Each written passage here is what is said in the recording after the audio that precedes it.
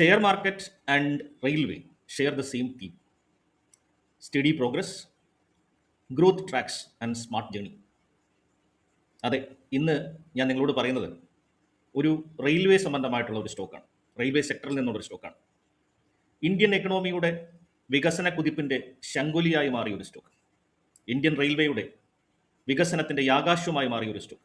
അതെ, RVNL, rail Vikas Nigam limited, Indian റെയിൽവേയുടെ execution ആം എന്ന് നമ്മൾ വിളിക്കുന്ന സ്റ്റോക്ക്. 2022 ബുൾറാലിയിൽ 32 രൂപയിൽ നിന്നും 647 രൂപ വരെ, ഏകദേശം 1860% വരെ നിക്ഷേപത്തിന് റിട്ടേൺ കൊടുത്ത ഒരു സ്റ്റോക്ക്.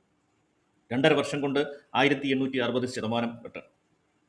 അൺഫോർച്ചുനേറ്റ്ലി RVNL നിക്ഷേപകരായിരുന്ന പലരും ദീർഘകാലത്തേക്ക് ഒരു വെൽത്ത് ജനറേഷൻ എന്ന മൈൻഡ് സെറ്റിലായിരുന്നു RVNL കണ്ടിരുന്നത്. ഇന്ത്യൻ എക്കണോമിയിൽ സംഭവിച്ചുകൊണ്ടിരുന്ന വലിയ മാറ്റങ്ങൾ, റെയിൽവേയിൽ സംഭവിച്ചുകൊണ്ടിരുന്ന ബിഗ് പ്രൊജക്റ്റുകൾ, ഇതെല്ലാം തന്നെ RVNLന്റെ ഭാവി പ്രൈസിനെ വല്ലാതെ പെരുപ്പിച്ചു കാണിച്ചു. അതുകൊണ്ടൊരു കോമ്പൗണ്ടിങ് ബെനിഫിറ്റിൽ അതിനകത്ത് നിക്ഷേപിച്ചിരുന്ന ആളുകൾ പിരിഞ്ഞു പോകാൻ തയ്യാറില്ല. ബുദ്ധിമാന്മാരായിട്ടുള്ള പലരും പീക്ക് സമയത്ത് അതിൻ്റെ പ്രോഫിറ്റ് ബുക്ക് ചെയ്തിട്ടെങ്കിലും ഏകദേശം പകുതിയോളം വരുന്ന നിക്ഷേപകർ അതിനകത്തുനിന്ന് പ്രോഫിറ്റ് ബുക്ക് ചെയ്തില്ല. കഴിഞ്ഞ സെപ്റ്റംബറിൽ ആരംഭിച്ച മാർക്കറ്റ് കറക്ഷന് മുമ്പേ തന്നെ ഏകദേശം ആഗസ്റ്റിൽ RVNL കറക്ഷൻ കണ്ടു തുടങ്ങി. ഇപ്പോൾ RVNL നിൽക്കുന്നത് 50% പ്രൈസ് കറക്ഷനിലാണ്. നമ്മൾ ഇന്നിവിടെ നോക്കുന്നത് 50% ഡിസ്കൗണ്ടിൽ RVNLന്റെ ഈ ഒരു പ്രൈസ് നിക്ഷേപകന് ബെനിഫിറ്റഡ് ആണോ? Is it ready for average? What is the future of RVNL? ഇപ്പോൾ അതിൽ നടന്നുകൊണ്ടിരിക്കുന്ന മാറ്റങ്ങൾ എന്തൊക്കെയാണ്? അതിൻ്റെ പോരായ്മകൾ എന്തൊക്കെയാണ്? Let us do A small analysis based on the business model, the new projection from the railway budget, the new Q3 result, ഒരു ചെറിയ പോസ്റ്റ്മോർട്ടം. അപ്പോൾ ആ വീഡിയോയിലേക്ക് പോകാം.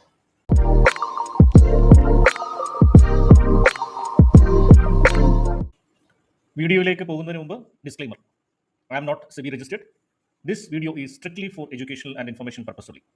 The examples and stock mentioned are for case study analysis and should not be treated as buy or sell recommendation. Please consult a SEBI registered financial advisor before making any investment decisions. I am not responsible for your profit or loss. Thank you.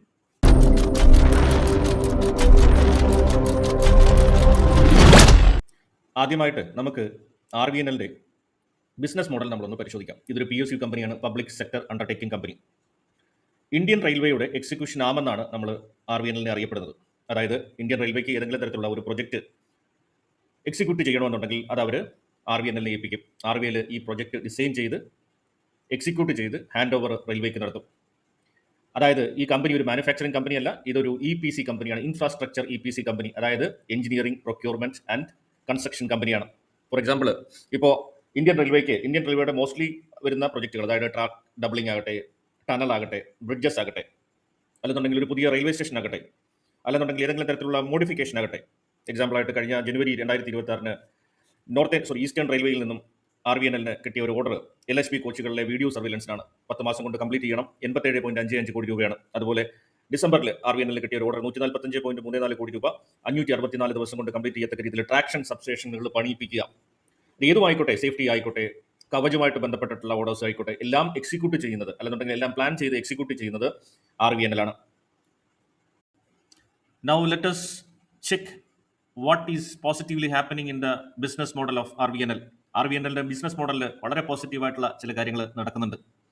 RVNL management don't want RVNL only to be a EPC railway contractor. They are doing a very structured and well planned order diversification. ഇപ്പോൾ RVNL വിവിധ തരത്തിലുള്ള bidding പ്രൊജക്റ്റുകൾ, bidding കോൺട്രാക്റ്റുകൾ ഏറ്റെടുക്കാൻ തുടങ്ങിയിട്ടുണ്ട്. അവർക്ക് കിട്ടിക്കൊണ്ടിരിക്കുന്ന bidding ഓർഡേഴ്സിനകത്ത് metro rail, അതുപോലെ തന്നെ സിഗ്നലിങ്ങിൻ്റെ orders, road കൺസ്ട്രക്ഷന്, അതുപോലെ തന്നെ ഇൻ്റർനെറ്റ് ഇൻസ്റ്റലേഷന്, അങ്ങനെ വിവിധ തരത്തിലുള്ള ഓർഡർ ഡൈവേഴ്സിഫിക്കേഷനാണ് അവർക്ക് ഇപ്പോൾ കിട്ടിക്കൊണ്ടിരിക്കുന്നത്. അവരുടെ ലേറ്റസ്റ്റ് ആയിട്ടുള്ള ഓർഡർ ബുക്ക് പരിശോധിക്കുമ്പോൾ നമുക്ക് ഒരു കാര്യം കൃത്യമായി മനസ്സിലാകുന്നുണ്ട്, അത് വളരെ പോസിറ്റീവാണ്. Because now most of the orders are coming from bidding process, not because of the nominations. ഇനി വളരെ എക്സൈറ്റിംഗ് ആയിട്ടുള്ള ഒരു വാർത്തയാണ് ഷെയർ ചെയ്യാനുള്ളത്. ബിസിനസ് ഡൈവേഴ്സിഫിക്കേഷൻ്റെ ഭാഗമായിട്ട് RVNL train manufacturing and operation മെയിൻ്റനൻസിലേക്ക് കൂടി കടക്കുന്നു. RVNL Vande Bharat express sleeper ട്രെയിനുകൾ നിർമ്മിക്കാനുള്ള കോൺട്രാക്ട് നേടിയിരിക്കുന്നു. വന്ദേ ഭാരത് എക്സ്പ്രസ് ട്രെയിനുകൾ 2032 മുമ്പായിട്ട് 1920 യൂണിറ്റുകളാണ് സപ്ലൈ ചെയ്യാൻ RVNLനോട് ആവശ്യപ്പെട്ടിരിക്കുന്നത്. RVNLന്റെ ജോയിന്റ് വെഞ്ചറായിട്ടുള്ള കിനറ്റ് റെയിൽവേ സൊല്യൂഷനുമായിട്ട് ചേർന്ന് ലാത്തൂറുള്ള ഫാക്ടറിയിലാണ് ഈ പ്രൊജക്ട് നടക്കുന്നത്. ഏകദേശം ജൂൺ 2026 കൂടി ആദ്യത്തെ പ്രോട്ടോടൈപ്പ് വെളിയിൽ വരുമെന്നാണ് പ്രതീക്ഷിക്കുന്നത്. ആദ്യത്തെ പ്രോട്ടോടൈപ്പ് വെളിയിലിറങ്ങുമ്പോൾ 90% പേയ്മെന്റ് ഗവൺമെന്റ് കൊടുക്കാമെന്നാണ് അതിന്റെ എഗ്രിമെന്റ്. ഒരു ട്രെയിനിന് ഏകദേശം 120 കോടി രൂപയാണ് വകയിരുത്തിയിട്ടുള്ളത്.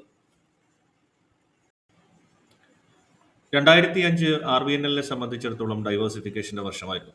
വന്ദേ ഭാരത് മാനുഫാക്ചറിങ്ങും മെയിൻ്റനൻസും കൂടാതെ തന്നെ ഇപ്പോൾ ലേറ്റസ്റ്റ് ആയിട്ട് നാഷണൽ ഹൈവേ അതോറിറ്റി ഓഫ് ഇന്ത്യയുമായി ചേർന്നുകൊണ്ട് വിവിധ തരത്തിലുള്ള പ്രൊജക്റ്റുകൾ, റോഡ് കൺസ്ട്രക്ഷൻ പ്രൊജക്റ്റുകൾ ഹാം അടിസ്ഥാനത്തിൽ, അതായത് ഹൈബ്രിഡ് ആന്യൂനിറ്റി മോഡൽ അടിസ്ഥാനത്തിൽ കരസ്ഥമാക്കുവാനായിട്ട് RVNL കഴിഞ്ഞു. ലേറ്റസ്റ്റ് ആയിട്ട് ആന്ധ്രാപ്രദേശിനെ വിശാഖപട്ടണവുമായിട്ട് ബന്ധിപ്പിക്കുന്ന 550 കോടിയുടെ പ്രൊജക്റ്റ് കൂടെ കയ്യിലെത്തുമ്പോഴത്തേക്ക് ഈ പ്രൊജക്റ്റുകളെല്ലാം തന്നെ കൃത്യമായ രീതിയിൽ എസ്റ്റാബ്ലിഷ് ചെയ്യുമ്പോൾ 4 മുതൽ 5% വരെ എബിറ്റ മാർജിൻ ക്രിയേറ്റ് ചെയ്യാൻ പറ്റുമെന്നാണ് മാനേജ്മെന്റിന്റെ വിഷൻ. അതുകൂടാതെ തന്നെ റീസെന്റ് ആയിട്ട് 2021 MOU സൈൻ ചെയ്തതാണെന്നുണ്ടെങ്കിലും എസ്റ്റാബ്ലിഷ്മെന്റ് ഇപ്പോഴാണ് നടക്കുന്നത്. തിരുവള്ളുവർ ഡിസ്ട്രിക്റ്റിൽ 1200 കോടി രൂപയുടെ ആദ്യത്തെ മൾട്ടി മോഡൽ ലോജിസ്റ്റിക് പാർക്ക്. ഇതുപോലെ ഏകദേശം 36 ലോജിസ്റ്റിക് പാർക്കുകൾക്കാണ് RVNL national highway authority of ഇന്ത്യയുടെ ലോജിസ്റ്റിക് ഡിപ്പാർട്ട്മെന്റുമായിട്ട് സൈൻ കരാർ ചെയ്തിട്ടുള്ളത്. ഹാം മോഡൽ റോഡ് പ്രൊജക്ട് മാത്രമല്ല, മൾട്ടി മോഡൽ ലോജിസ്റ്റിക് പാർക്ക് മാത്രമല്ല, RVNL ഇന്റർനാഷണൽ ബിഡിങ്ങിലും അതിൻ്റെ സാന്നിധ്യം കഴിഞ്ഞ വർഷം നല്ല രീതിയിൽ തെളിയിച്ച ഒരു വർഷമായിരുന്നു. ഉദാഹരണത്തിന് പറയുകയാണെന്നുണ്ടെങ്കിൽ മാൽദീവ്സിലെ 1546 കോടി രൂപയുടെ ഹാർബർ പ്രൊജക്ട്, റുവാൻഡയിലെ ട്രാൻസ്മിഷൻ ലൈൻ ഏകദേശം 60 കോടി രൂപയുടെ project, Nepal, Sri Lanka, Bangladesh, middle east, Mozambique, Ethiopia മുതലായ ഒരുപാട് രാജ്യങ്ങളിലെ ബിഡിംഗ് പ്രോസസ്സുകളിൽ RVNL പങ്കെടുത്തു. കഴിഞ്ഞ വർഷം തന്നെ ഏകദേശം 10 ഇന്റർനാഷണൽ ബിഡുകളാണ് RVNLന് ലഭിച്ചത്. It is very exciting to see RVNL is blending the old railway contractor execution system with the new bidding management system, which is more asset line as well as helpful for long term cash generation. അവരുടെ management കമന്ററിയിൽ നിന്ന് നമുക്ക് ഒരു കാര്യം കൂടെ മനസ്സിലാക്കാൻ പറ്റുന്നത്, they are entering into solar battery projects as well as they are entering into niche infrastructure where the competition is very less and the margin is very high. ഇനി നമുക്ക് RVNLന്റെ ഓർഡർ ബുക്ക് ഒന്ന് പരിശോധിക്കാം.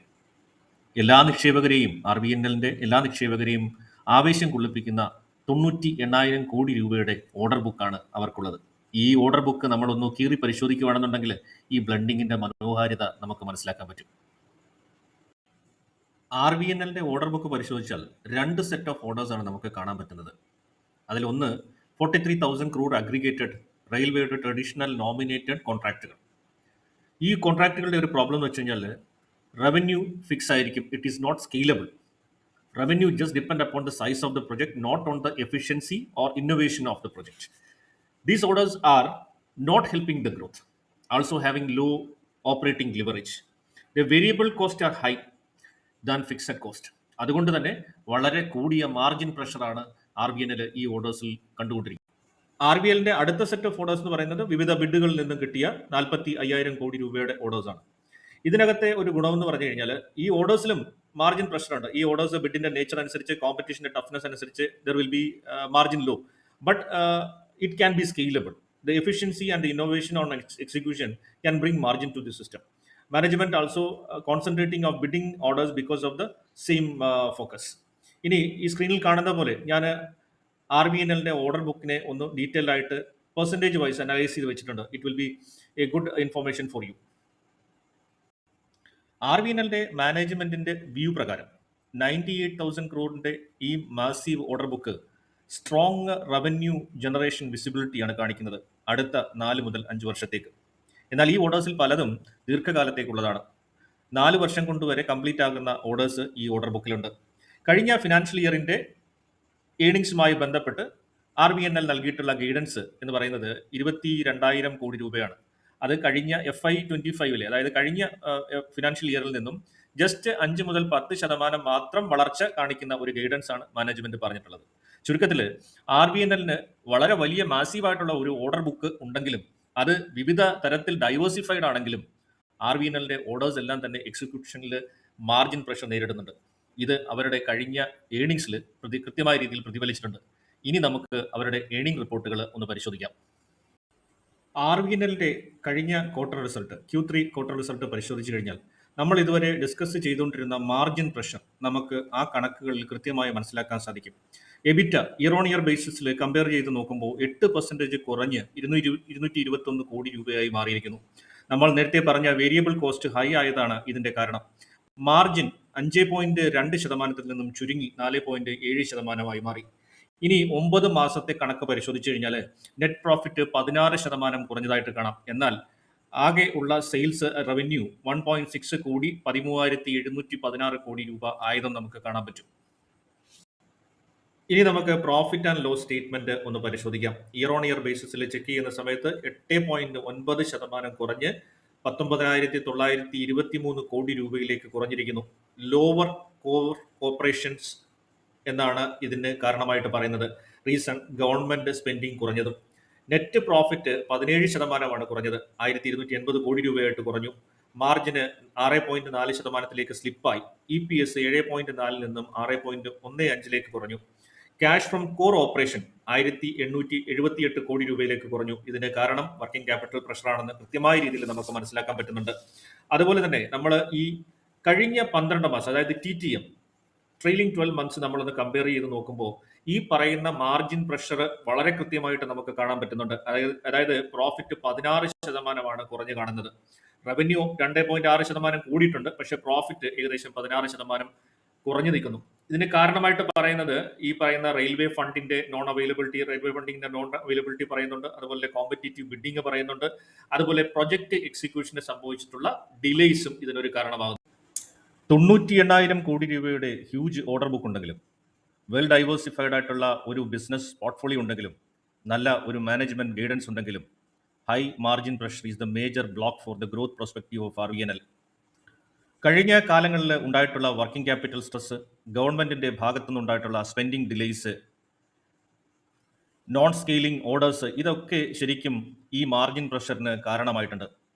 എന്നാൽ ഈ വർഷത്തെ ഗവൺമെന്റ് ബജറ്റിൽ 2,77,823 കോടി രൂപ, അതായത് കഴിഞ്ഞ വർഷത്തെക്കാട്ടിലും 10.23% കൂടി ഇൻക്രിമെന്റ് നൽകിക്കൊണ്ട് ഉള്ള ഒരു സ്പെൻഡിങ് അലോക്കേഷനാണ് റെയിൽവേക്ക് വേണ്ടിയിട്ട് ധനമന്ത്രി പ്രഖ്യാപിച്ചിട്ടുള്ളത്. ഇതിൽ 1,16,000 കോടി രൂപയുടെ ബജറ്റ് അലോക്കേഷൻ ഉള്ളത് വന്ദേ ഭാരത്, അമൃത് ഭാരത് എക്സ്പ്രസ്സുകളിലൂടെ ഇൻഫ്രാസ്ട്രക്ചർ മോഡേണൈസേഷനാണ്. 64,000 കോടി രൂപയുടെ ന്യൂ കപ്പാസിറ്റി എക്സ്പാൻഷനും 54,000 കോടി രൂപയുടെ സേഫ്റ്റി എൻഹാൻസ്മെന്റും RVNLന്റെ ബാലൻസ് ഷീറ്റിലേക്ക് പുതിയ റവന്യൂ ജനറേഷൻ കൊണ്ടുവരുമെന്ന് തന്നെയാണ് മാനേജ്മെന്റിന്റെ പ്രതീക്ഷ. ഇനി 2030 ഗവൺമെന്റ് വിഭാവനം ചെയ്യുന്നത് 800 വന്ദേ ഭാരത് ട്രെയിനുകളാണ് ട്രാക്കിലൂടെ ഓടി തുടങ്ങേണ്ടതെന്നാണ്. ഈ 800 എണ്ണത്തിൽ ഒരു 500 എണ്ണമെങ്കിലും പ്രാക്ടിക്കലായിട്ട് ട്രാക്കിലേക്ക് എത്തിക്കുവാൻ സാധിക്കുമെങ്കിൽ വന്ദേ ഭാരതിന്റെ പ്രൊഡക്ഷനിലേക്കും ഓപ്പറേഷൻ ആൻഡ് മെയിൻ്റനൻസിലേക്കും കാലെടുത്ത് വയ്ക്കുന്ന RVNLന്റെ ബാലൻസ് ഷീറ്റിലേക്ക് പുതിയ റവന്യൂ ഒഴുകിയെത്തും. അടുത്തതായിട്ട് ഈ ഓവർസീസ് ബിഡിംഗ് പ്രൊജക്റ്റുകളുടെ സ്കെയിലിംഗ് ആണ് ഇമ്പോർട്ടൻ്റ് ആയിട്ടുള്ളത്. അതുപോലെ പുതിയ കോൺട്രാക്റ്റുകൾ, ഇതിനകത്തൊക്കെ ഇന്നോവേഷനും അതുപോലെ തന്നെ ഇംപ്രൂവ്മെന്റും ഒക്കെ കൊണ്ടുവരാൻ സാധിച്ചു കഴിഞ്ഞാൽ margin pressure can be reduced എന്നാണ് മാനേജ്മെന്റ് വിഭാവനം ചെയ്യുന്നത്. Let us discuss about the valuation. ഇപ്പോഴത്തെ PE, at the current PE, RVNL is still on high valuation.